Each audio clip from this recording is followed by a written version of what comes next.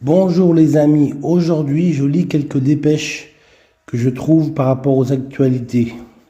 Toujours les mêmes choses, des sanctions, des emprisonnements, des condamnations, des réformes qui donnent à l'un pour rendre à l'autre ou qui donnent à l'autre pour rendre à l'un. La fiscalité qui est de plus en plus pressante sur les classes moyennes.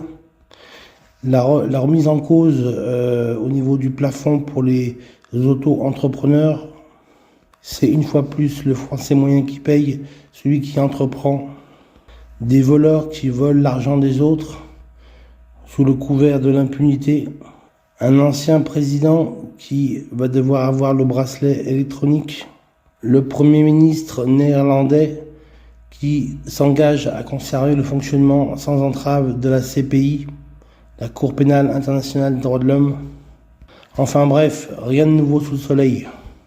Si ce n'est que le jugement est là, la condamnation est là, le malheur est là, l'abomination est là, et nous vivons tous dans le péché. Nous sommes tous pécheurs, moi aussi je suis pécheur. Ce qui est le plus important, c'est que Dieu nous a établis pour être la lumière du monde. Ésaïe 49.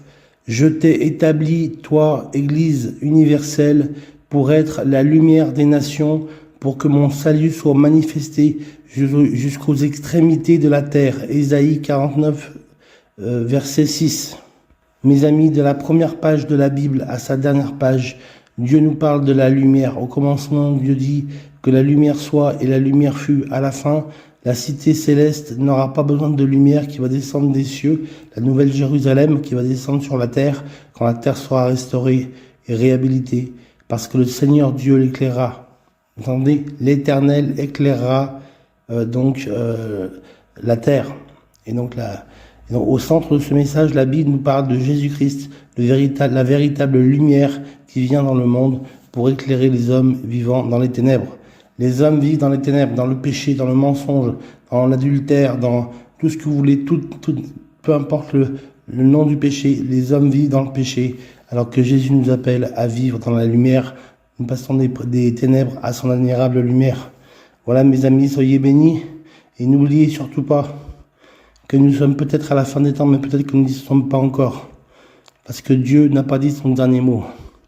Et que Satan qui se déchaîne avec tout le mal qu'il fait aux jeunes, à la jeunesse, il s'attaque à toutes les personnes qui sont fragiles et qui ont besoin d'entendre la bonne nouvelle de l'évangile. Que Dieu, en personne, au nom qui nous avons été baptisés, Père, Fils et Saint-Esprit, nous inspire et nous vienne en aide. Que Dieu nous vienne en aide, nous pauvres pécheurs, nous pauvres humains de 2025, qu'il nous donne d'être dans le monde présent ses serviteurs et les témoins de son Fils Jésus-Christ, porteur de la bonne nouvelle et des reflets de sa lumière, afin que d'autres parviennent à sa connaissance et marchent dans la lumière éclatante de sa vérité et de son amour. Car Dieu est amour, mes amis. Nous sommes le nouvel Israël, investi d'une mission, ministre et témoin jusqu'aux extrémités de la terre et jusqu'à la fin du monde, que Dieu est bon, que de la bonté de Dieu n'a pas de fin. L'amour ne passera jamais. Tout passera, mais l'amour de Dieu, lui, demeurera éternellement sur la terre, quoi qu'il arrive.